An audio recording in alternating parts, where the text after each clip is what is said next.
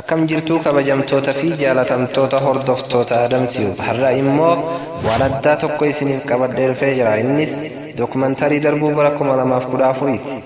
Bara 2014 dabarsine. Bara 2014 maaliin dabarsine? Gaddamoo gammachuun dabarsine. Mee haa yaadannu.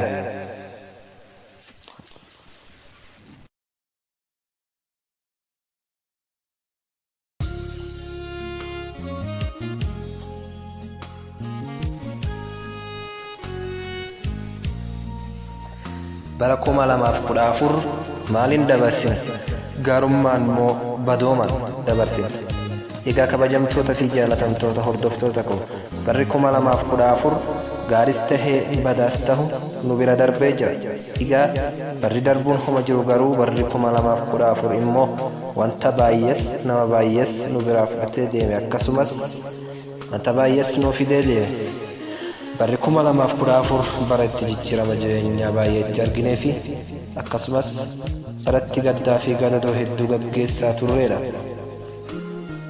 Gaddaa fi gadadoon nuti bara 2014 keessa gaggeessaa turre kan hedduu nama gaddisiisanii fi akkasumas hedduu nama yaaddessaniidha. Egaa gaddaa fi gadadoon guddaa kana gaggeessaa guyyaa akka halkaniitti, halkan immoo akka guyyaatti dabarsuun kenna madaa seenaa bara 2014 nutti tahee hafe. Keessattuu yeroo dhihoo kana asitti bara 2014 akka sabaatti tahee akka nama dhuunfaa tokkotti gadda yoomillee na keessaa hin baane tokko na keessatti dhiisee deeme. Innis du'a nama qaxaree cimaa fi xiiqiin socho'u goota.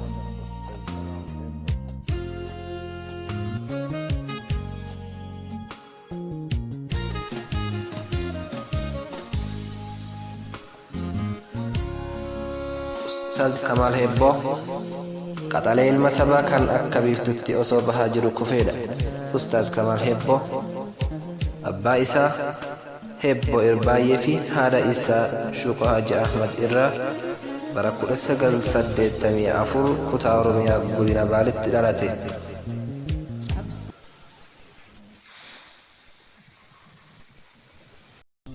Biyya seenaa qabdu qabna feenaan kottu nu daawwadhu, haranna bulluqiin jira dhufnaan achi na gaafadhu.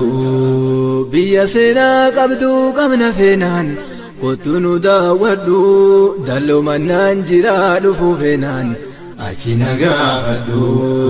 Hayyuu seenaas baay'ee qabna feenaan kottu irra baradhu, karaa qofaa si rakkisaa dhufuuf tayyaalee yaabbadhu.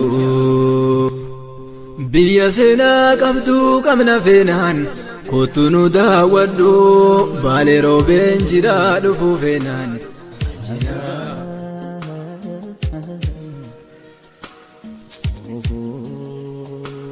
Ustaaz Kamaal Hebboo dhalatee hanga jireenya isaa gabaabduu keessattis barumsa amantaa fi barumsa idilees barate.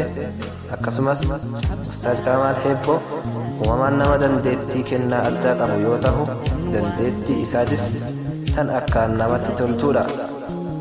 Kennaa Rabbiin uumamaan Ustaaz Kamaal Hebbootiif kenne keessaa inni jalqabaa walaloo barreessuu fi dalleessuudha. Akkasumas nama geerarsa akkaan danda'uudha.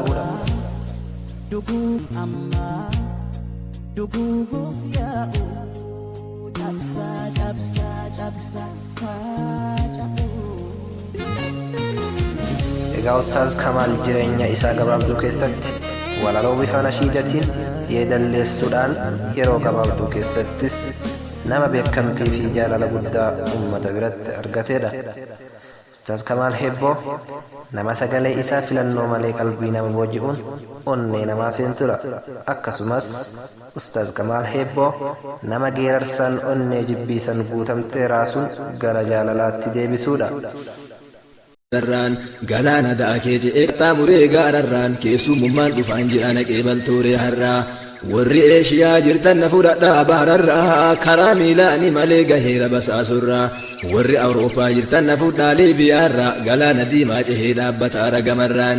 Biyya meeqa qaxxaamurree Afrikaa kibbaas irraa, bakki nun jirre eessaa ardiilee torbanirraa.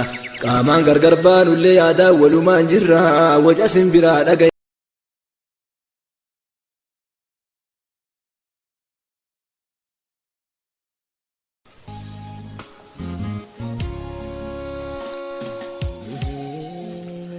Egaa Ustaaz Kamaan Hebboo osoo sagalee isaa bareedduu tanaan haala gaariin hawaasa musliimaa gorsaa jiruu roorroon gama sababummaatiin itti hammaannaan xiiqii keessa galuun sagalee isaa bareedduu fi geerarsa isaa saniin gara qabsoo sababummaattis seene. Qabsoo kanatti seenee osoo baay'ee hin turin bilisummaan ilmoo miti kasiree irratti namatti dhuftuuf jechuun yoo jiraanne wal agarra obboroo bilisummaa yoo duunes ajanuma jechuun gootni xiiqiin socho'u kun bosona seene.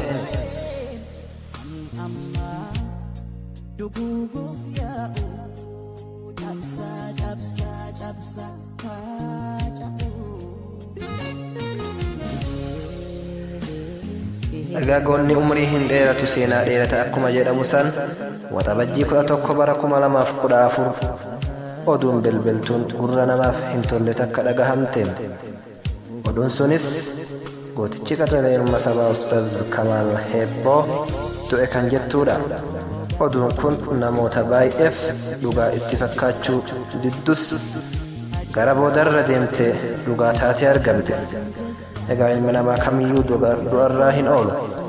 Ustaaz Kamaal Hebboo immoo siidaa jaalalaa fi kabajaa onnee ummata isaa keessatti dhaabbatee deeme. Egaa Ustaaz Kamaal Hebboo wanti nu gochuu dandeenyu amma booda du'aa isaa kadhachuudha. Ustaaz Kamaal Hebboo qabriin tantee caffee jannataa siif haa taatu. Egaa kabajamtoota fi jaalatamtoota hordoftoota waa'ee Ustaaz Kamaal Hebboo wanta haganatti haasahamee dhumuu miti. Seenaa isaa guutuu gaafa biraa isiniif qabadhee dhufa.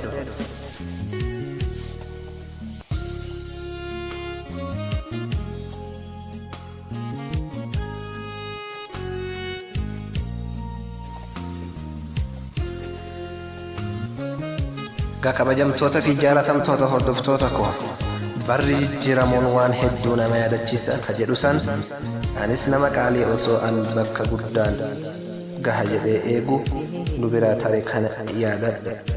Yaadachuu qofa osoo hin taane waan isaatis dubbachuuf dirqame.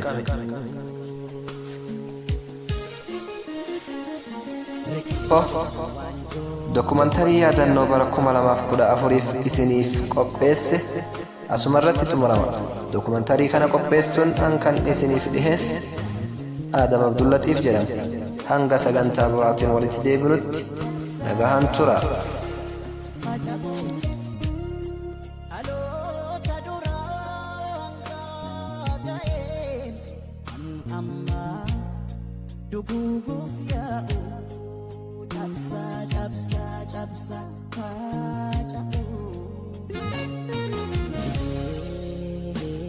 Hey, hey, hey.